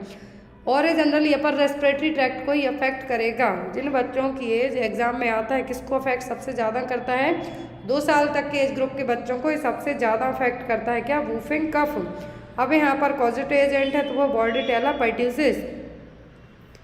Next one, riboflavin deficiency result in all of the following except. तो राइबोफ्लोविन की कमी से सब होगा किसी एक को छोड़कर, एंगुलर स्टोमेटाइटिस, चिलोसिस, ग्लोसाइटिस या फिर पेलाग्रा। पेलाग्रा होगा नियासिन की कमी से, किससे, नियासिन की कमी से। नियासिन की कमी में जो पेलाग्रा के 4D सिम्टम होते हैं, diarrhoea, dementia, dermatitis, last one is the death. Exam में आते हैं आपको ये, तो पेलाग्रा किसकी कमी के कारण होगा? पेलाग्रा होगा आपको नियासिन की कमी के कारण। राइबोफ्लोविन की कमी से होगा ग्लोसाइटिस चिलोसिस, मतलब आपके होंठ फटे हुए रहेंगे। एंगुलर स्टोमेटाइटिस, जो कॉर्नर एरिया है वहाँ पे आपको कटे फटे होंठ देखने को मिलेंगे, तो ये सब होगा राइबोफ्लोविन की कमी से। लेकिन पेलाग्रा होगा नियासिन की कमी से। इसके 4D सिम्टम्स आते हैं एग्जाम में, तो वह diarrhoea, dementia, dermatitis, last fourth one is the death. Next one, hormone oxytocin is secreted by. तो ऑक्सीटोसिन का सीक्रेशन कौन करता है? लैक्टिफेरस ट्यूब्यूल्स, यूट्रस, वेजाइन या फिर पिट्यूटरी ग्लैंड। तो ऑक्सीटोसिन का सीक्रेशन कौन करता है? तो ऑक्सीटोसिन का सीक्रेशन करता है पिट्यूटरी ग्लैंड। कौन करेगा? Pituitary gland. Next one, an antenatal mother with twin pregnancy and mother have given birth once before is. देखिए GTPL स्कोर पूछा, इतना इजी भी नहीं आपको आ सकता है। यहाँ पे तो डायरेक्ट कहा है एंटीनेटल मदर ट्विन प्रेगनेंसी, लेकिन उसने एक बार बच्चे को जन्म दिया है इसके पहले। तो यहाँ पर ग्रेविटा तो 2 बार ही मानी जाएगी, चाहे उसने 2 बार यहाँ पर मल्टीपल ट्विन की जगह ट्रिपल प्रेगनेंसी हो, मतलब 3 हो यूट्रस में फीटल, या फिर 2 हो या फिर 1 हो। तो ग्रेविडा तो यहाँ पर एक बार हो गई, एक बार उसने पहले बच्चे को जन्म दिया तो वो 2 बार ग्रेविड हो गई, 2 बार प्रेग्नेंट हो गई। तो यहाँ पर क्या आ जाएगा? ग्रेविडा सेकंड, और यहाँ पर प्रेजेंट एक लाइव बच्चा है तो क्या होगा? P1। क्या हो जाएगा? P1। अबॉर्शन कहेंगे तो A लिखा हुआ रहेगा, टर्म प्रेगनेंसी कहेंगे तो T लिखा रहेगा। तो GTPL स्कोर आपको इस तरीके से निकालना है। Next one, the pulmonary artery catheter is also called. तो पल्मोनरी आर्टरी कैथेटर को और क्या कहते हैं? वो कहलाता है स्वैन-गेंज कैथेटर। क्या होगा? Swan-Ganges catheter. नेक्स्ट वन है यहाँ पर, the main steps to be done by first aider in an emergency situation. तो फर्स्ट एडर, आप किसी इमरजेंसी सिचुएशन में फंस गए हैं, आप नहीं फंसे, एक्चुअल में कोई और फंसा है, लेकिन आप उसको केयर देने वाले हैं, तो आप पहले क्या करेंगे? Make the area safe, evaluate the injured patient condition, seek the help, या फिर ऑल ऑफ दी अबव। तो ऐसे केस में आपको ये सभी चीज़ें अपनानी हैं। ऐसा नहीं कि आपको जंगल में कोई मिल गया, आप अकेले जा रहे हैं, तो वहाँ पे आप उसको सीधा क्या करें? फर्स्ट एड देना स्टार्ट कर दें। आपको देखना है एरिया ठीक ठाक है कि नहीं, पर्सन की कंडीशन कैसी है, और हेल्प बुलानी है। ज़रूरी नहीं कि आप अकेले से सब कुछ हैंडल हो जाए। नेक्स्ट है यहाँ पर, in an emergency situation the ideal place to feel the pulse. Question exam में आता है इमरजेंसी में आइडियल प्लेस क्या होगा पल्स फील करने का? तो वो होती है कैरोटिड पल्स। नेक के यहाँ पर कभी भी 10 सेकेंड से ज़्यादा आपको कैरोटिड पल्स चेक नहीं करना है, क्योंकि 10 सेकेंड ही काफ़ी हैं आपको फील करने के लिए, पल्स चेक करने के लिए। और इमरजेंसी में हमेशा कैरोटिड पल्स ही चेक की जाती है, गर्दन के यहाँ पे। नेक्स्ट है यहाँ पर, neonate period is defined as. तो न्यूनेटल पीरियड का मतलब क्या है? Up to 7 days, up to 28 days, up to 1 year, या फिर none of these. Neonate period का मतलब होता है अप टू 28 डेज, जन्म से लेकर 28 दिन तक का टाइम होता है neonatal period. Up to 1 year कहलाता है infancy period. Early neonatal period होता है, न्यूबॉर्न पीरियड होता है 7 दिन तक का, लेकिन न्यूनेट पीरियड होता है 28 दिन तक का। इन्फेंसी पीरियड होता है 1 साल तक का। 1 साल से 3 साल तक के ग्रुप के कहलाते हैं टोडलर। 3 to 6 ईयर कहलाएंगे स्कूल गोइंग चिल्ड्रन।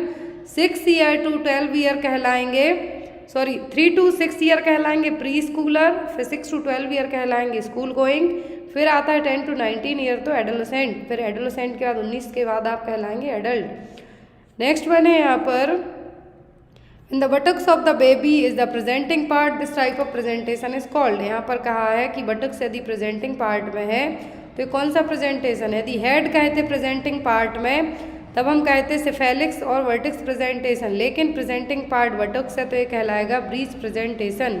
क्या कहलाएगा? Breech presentation.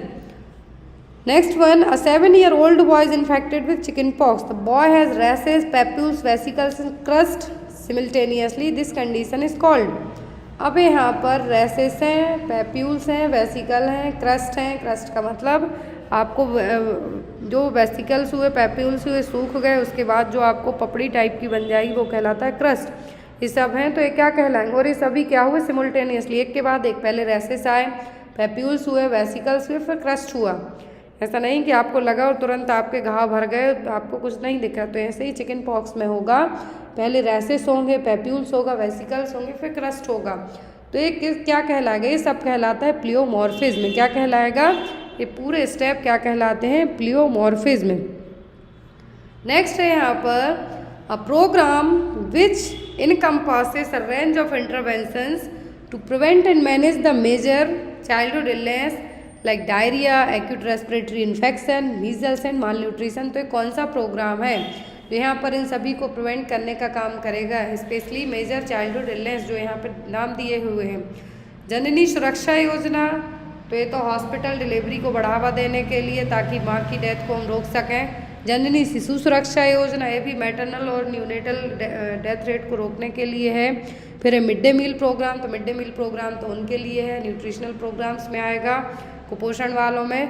फिर आता है IMNCI, तो IMNCI में इन सभी को प्रिवेंट करने के साथ साथ ट्रीट करने का काम भी किया जाता है। Integrated management of newborn and childhood illness. Next one, the third stage of labour is the period from. तीसरी स्टेज कहा है लेबर की, कौन सी है, first 2 hour after delivery of placenta, after delivery of baby to delivery of placenta, full dilatation of cervix to the delivery of baby, या फिर onset of labour pain to full dilatation of cervix. अब देखिए यहाँ पर 4 stage होती हैं, तो 4 stage में सबसे पहली स्टेज हो गई onset of labour pain to full dilatation of cervix. Labour pain start होने से लेके 10 सेंटीमीटर सर्विक्स डायलेट होने की स्टेज कहलाती है फर्स्ट स्टेज ऑफ लेबर। फिर दूसरी स्टेज आएगी आपकी full dilatation of cervix, cervix पूरी 10 सेंटीमीटर डायलेट हो गई, डायलिटेशन से लेके बेबी के एक्सपल्सन की स्टेज कहलाती है सेकेंड। फिर आती है थर्ड स्टेज, थर्ड स्टेज में आएगा आफ्टर डिलीवरी ऑफ बेबी, तो डिलीवरी ऑफ बेबी से लेके प्लेसेंटा की डिलीवरी हो जाने तक का टाइम कहलाएगा क्या, थर्ड स्टेज। लास्ट में होगी प्लेसेंटा डिलीवर होने के बाद की स्टेज, तो वो कहलाएगी फोर्थ स्टेज।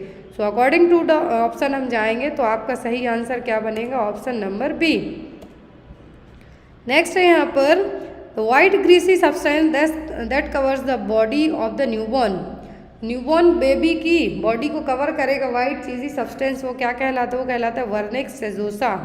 क्या कहलाएगा, वर्निक्स सेजोसा। लेनियम को जो छोटे छोटे हेयर होते हैं वो कहलाएंगे, टिनी हेयर होते हैं बच्चे की बॉडी पर। मिलिया कुछ स्पॉट्स होते हैं, दाने दाने वाइट वाइट कलर के बेबी के चीक्स पे देखने को मिलेंगे, आपको गालों पे कभी कभी देखने को मिलेंगे, तो वो कहलाते हैं मिलिया।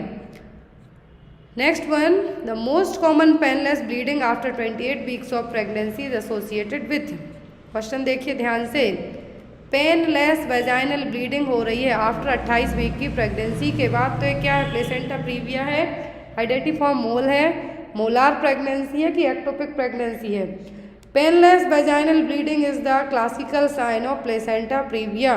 ध्यान रखें, पेनफुल कहें तो आप APH कह सकते हैं, एक्टोपिक प्रेगनेंसी कह सकते हैं, लेकिन जब भी कहें कि पेनलेस वेजाइनल ब्लीडिंग हो रही है 24 से 28 वीक की प्रेगनेंसी के बाद, तब हम उसको कहते हैं प्लेसेंटा प्रीविया। क्या कहेंगे, प्लेसेंटा प्रीविया।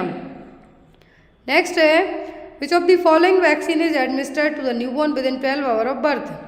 तो बच्चे में डिलीवर होने के बाद से लेकर 12 घंटे के अंदर कौन सी वैक्सीन दे देते हैं हम, hepatitis B, rubella, rota virus और मीजल्स। अब देखिए ध्यान से, कितना अच्छा क्वेश्चन है, 12 घंटे के अंदर ही दे जाने।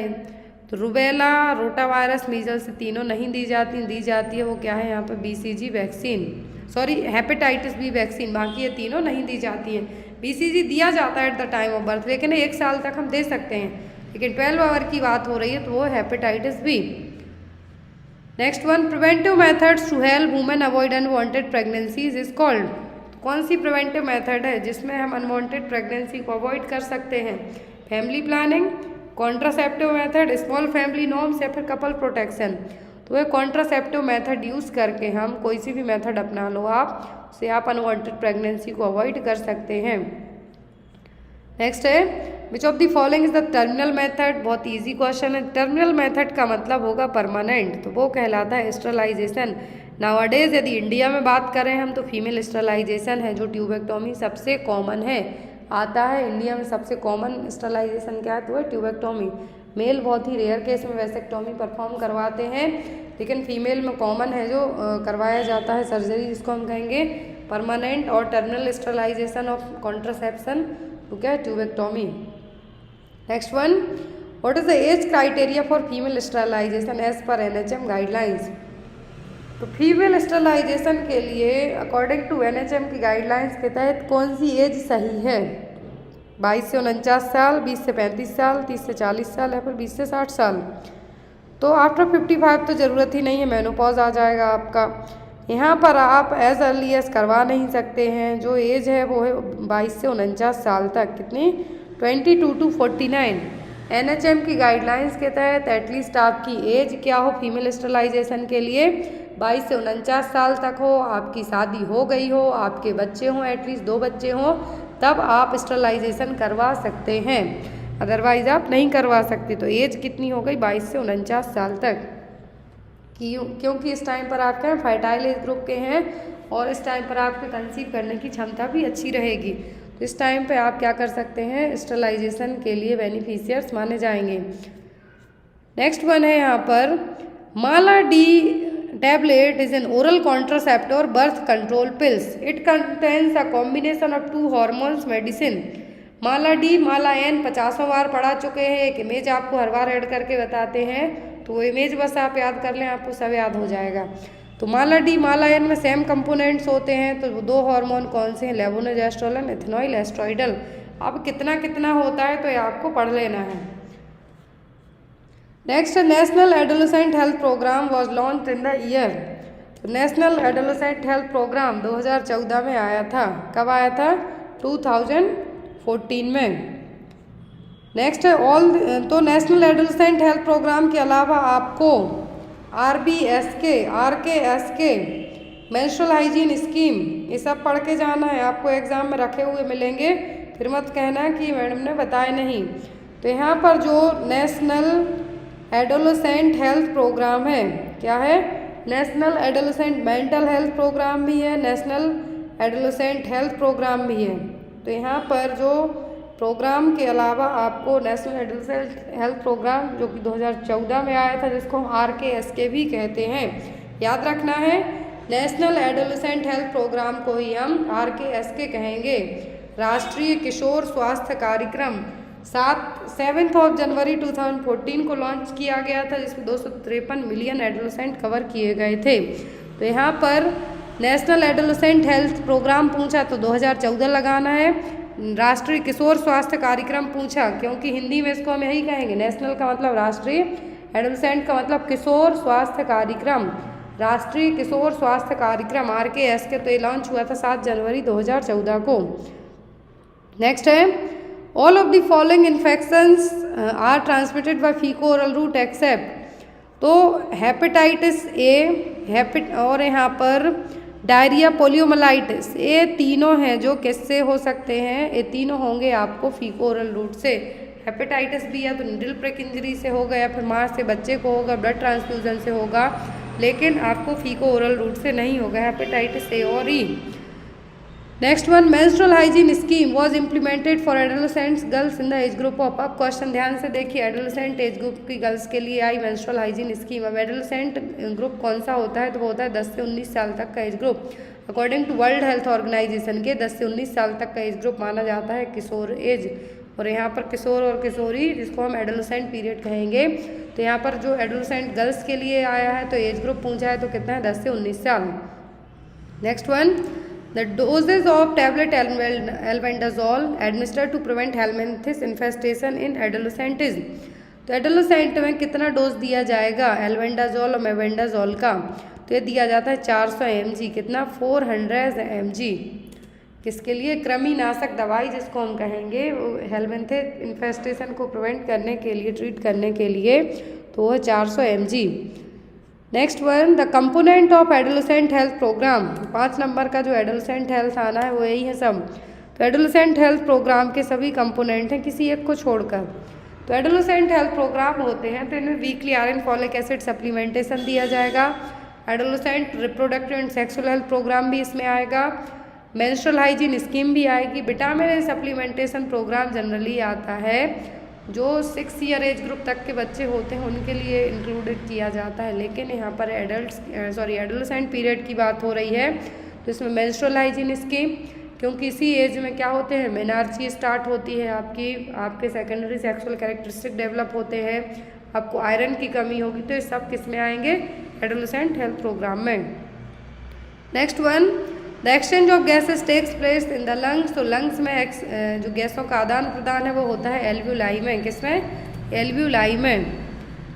Next one, glucocorticoids and mineralocorticoids secreted by. तो ये दोनों हार्मोन सीक्रेट करती है एड्रिनल ग्लैंड और रीनल ग्लैंड, किडनी के ऊपर, दोनों किडनी के ऊपर जो ग्लैंड होती है वो कहलाती है एड्रिनल ग्लैंड। इसके जो पार्ट हैं कॉर्टेक्स और मेडुला वो अलग अलग हार्मोन रिलीज करते हैं, ग्लूकोकॉर्टिकॉइड्स और mineralocorticoids. Next one, the key activities under menstrual hygiene scheme. Menstrual hygiene scheme पढ़ के जाना, जो लोग पेपर देने जा रहे हो कोई से भी CHO का, किसी भी स्टेट CHO का, आपको 5 क्वेश्चन में से 2 क्वेश्चन आपके मेंस्ट्रुअल हाइजीन स्कीम के जरूर आएंगे। तो यहाँ पर मेंस्ट्रुअल हाइजीन स्कीम में करना क्या है, पीरियड्स आए तो जो स्पेशली पहले तो स्कूल्स में सर लोग बोल देते थे या फिर मैडम लोग बोल देती थी कि यदि आपको जो एडोलेसेंट वाला पोर्शन होता था बुक्स में वो क्या कर दिया जाता था, स्किप कर देते थे, बोलते थे घर में पढ़ लो। बट नाउअडेज ऐसा नहीं होता है, अब क्या किया जाता है, आपको क्लासेस में ये चीज़ प्रॉपर समझाई जाती है। तो ऐसे ही मेंस्ट्रुअल हाइजीन स्कीम की भी जो एक्टिविटीज़ है वो ये है कि आपके पीरियड्स आए, अब आपने नैपकिन यूज़ की तो आप उसको कैसे डिस्पोज करेंगे, कहाँ से लेके आ सकते हैं, क्या डिस्ट्रीब्यूशन होगा, मतलब पूरा उसको खरीदने से लेके डिस्पोज करने तक आपको क्या कैसे करना है वो सब इसमें आ जाएंगे। नेक्स्ट है national programme for family planning launched officially in the year. तो ये देखिए नेशनल फैमिली प्लानिंग प्रोग्राम कब लॉन्च हुआ था, 1952 में, 1952 में, जनता को कम करने के लिए, जो पॉपुलेशन एक्सप्लॉइजन हो रहा है, बढ़ रही है जनता, उसके लिए। नेक्स्ट है यहाँ पर which of the following disease is not cancer. तो इनमें से कैंसर कौन सा नहीं है, तो ल्यूकेमिया है, कार्सिनोमा है, सार्कोमा है, ग्लूकोमा क्या है, आई डिसीज़ है जिसमें आपका क्या होगा, जो ऑप्टिक नर्व है वो डैमेज होने के कारण आप अंधे भी हो सकते हैं। Next, diabetes mellitus is usually recognised by. DM को कैसे पहचानेंगे आप, ये वो DM नहीं, डिस्ट्रिक्ट मजिस्ट्रेट नहीं है, डायबिटीज़ मेलाइटिस है, नॉन कम्युनिकेबल डिसीज़, शुगर आपकी डिस्टर्ब होगी जिसमें, तो एल्ब्यूमिन यूरिया से, हाई SGPT से, यूरिन इन द यूरिन या फिर ग्लाइकोज यूरिया से। तो आपको कैसे पता चलेगा यूरिया में ग्लूकोज है या नहीं, ये आपको बताएगा ग्लाइकोज यूरिया डायबिटीज़ के लिए। Next one, the adverse effect of obesity. तो नॉन कम्युनिकेबल डिसीज़ वाला सेक्शन है उसमें आपको obesity, cancer, stroke, diabetes, hypertension और यहाँ पर आपको जो भी प्रोग्राम है इनको लेके कैसे मैनेज करना है ये आपको पढ़ के जाना है। जो 15 नंबर का सेक्शन है आपका नॉन कम्युनिकेबल डिसीज़ का, वो यहाँ पे यहीं से आपका कवर अप होगा। तो एडवर्स इफेक्ट ओबेसिटी के सब कुछ, मोटे हो गए तो सब होगा किसी एक को छोड़कर, मोटे होंगे आप तो आपको लिपिड का लेवल बढ़ेगा, कोलेस्ट्रॉल बढ़ेगा, ग्लूकोज इंटॉलरेंस होगी, BP हाई होगा, कोरोनरी हार्ट डिसीज़ होगी, हार्ट फेल होगा आपका। तो ये सब क्या है, मोटे होने के खतरनाक साइड इफ़ेक्ट है। तो आपको मोटे नहीं होना है, और जो नहीं होगा तो वो क्या होगा, हाइपोटेंशन। मोटे लोगों में आपने कभी भी BP लो होते नहीं देखा होगा, बल्कि उनमें BP हमेशा बढ़ता ही है। तो यहाँ पर वही है कि एडवर्स इफेक्ट ओबेसिटी के सब किसी एक को छोड़कर, तो जो नहीं होगा आपके साथ वो होगा हाइपोटेंशन, आपका BP लो नहीं होगा। यदि आप मोटे हैं तो आप पतले हैं तो आपका BP लो होने के चांसेस ज़्यादा रहेंगे। नेक्स्ट है यहाँ पर best method of screening for early detection of carcinoma breast in women age above 40 years. तो यदि 40 साल से ज़्यादा एज हो गई है तो आपको कार्सिनोमा ब्रेस्ट कैंसर के लिए बेस्ट मेथड कौन सी होगी स्क्रीनिंग के लिए, रेगुलर एक्सरे, MRI, मेमोग्राफी या फिर रेगुलर बायोप्सी। तो बायोप्सी तो कन्फर्मेटरी के लिए रहेगा, लेकिन यहाँ पर 40 साल के हैं आप तो मेमोग्राफी सफिशियंट है। सेल्फ ब्रेस्ट एग्जामिनेशन कर सकते हैं, लेकिन स्क्रीनिंग कहा है, स्क्रीनिंग के लिए बेस्ट क्या होगा, मेमोग्राफी। नेक्स्ट है यहाँ पर A group of disease characterized by abnormal growth of cells capable of invading the adjacent tissues and even distant organ। देखिए कितना अच्छे से कहा है कि ये ऐसी डिसीज़ जो एक जगह से दूसरी जगह आपको फैल जाएगी, आपके दूसरे ऑर्गन और टिश्यूज़ को अफेक्ट करेगी, तो वो क्या है, तो वो है यहाँ पर कैंसर। क्या होगा, कैंसर। नेक्स्ट है यहाँ पर the modifiable risk factor of hypertension are all of the following except modifiable, non modifiable. Cancer हो गया, यहाँ पर डायबिटीज़ हो गई, ओबेसिटी हो गई, इन सब में मॉडिफाइबल नॉन मॉडिफाइबल फैक्टर होते हैं। मॉडिफाइबल का मतलब जिनको हम मॉडिफाई कर सकते हैं, तो आप अपनी डाइट बदल सकते हैं, दारू पीना छोड़ सकते हैं, सॉल्ट इनटेक पर नमक खाना कम कर सकते हैं। लेकिन जो आपके जीन्स हैं, जो आपको अपने इनहेरिटेंस मतलब अनुवांशिकी से मिले हैं, उनसे आप कुछ नहीं कर सकते। आप अपनी एज नहीं रोक सकते, मेल फीमेल को चेंज नहीं कर सकते। तो ये सब क्या हो गए, आपके ऐसे फैक्टर्स जो आप मॉडिफाई नहीं कर सकते, तो ये कहलाएंगे नॉन मॉडिफाइबल फैक्टर्स। क्वेश्चन है कि सब कुछ हम मॉडिफाई कर सकते हैं, लेकिन जो नहीं कर सकते वो है जेनेटिक्स। नेक्स्ट है यहाँ पर Nipah henipavirus is a worn virus that cause Nipah virus infection in human and other animals. तो ये है निपाह वायरस कहाँ से निकला, तो ये निकला था चमगादड़ से। किससे, बैट से। नेक्स्ट है यहाँ पर अ protozoan disease caused bye infection with parasite of the genus Plasmodium. तो भैया प्लाज्मोडियम से तो एक ही चीज़ होती है, वो है मलेरिया। यहाँ पर आपको कन्फ्यूज ही नहीं होना है। नेक्स्ट H5N1, तो H1N1 पूछें तो स्वाइन फ्लू, H5N1 पूछें तो बर्ड फ्लू। क्या है, एवियन फ्लू जिसको हम कहेंगे। क्या कहेंगे, एवियन फ्लू। एवियन फ्लू का मतलब है H5N1 और bird flu. Next which of the following is the method of birth control. तो भैया कितने बर्थ कंट्रोल मेथड आप क्वेश्चन में रखोगे, तो वो है यहाँ पर IUD। क्या है, IUD, intrauterine device. Next question था आपका ratio of number of pregnancies in a year to married women in the age 15 to 45 year is called. अब यहाँ पर कहा है ratio of number of pregnancy.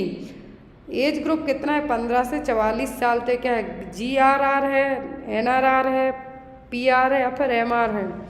तो यहाँ पर ये जो कहा है 15 से 44 साल तक की एज ग्रुप की गर्ल्स की शादी होने के बाद जो रेशियो निकलेगा प्रेगनेंसी का, वो क्या है, वो है प्रेगनेंसी रेट। नेक्स्ट है करेंट हेल्थ मिनिस्टर, 5 नंबर का जो दिया गया है यहाँ पर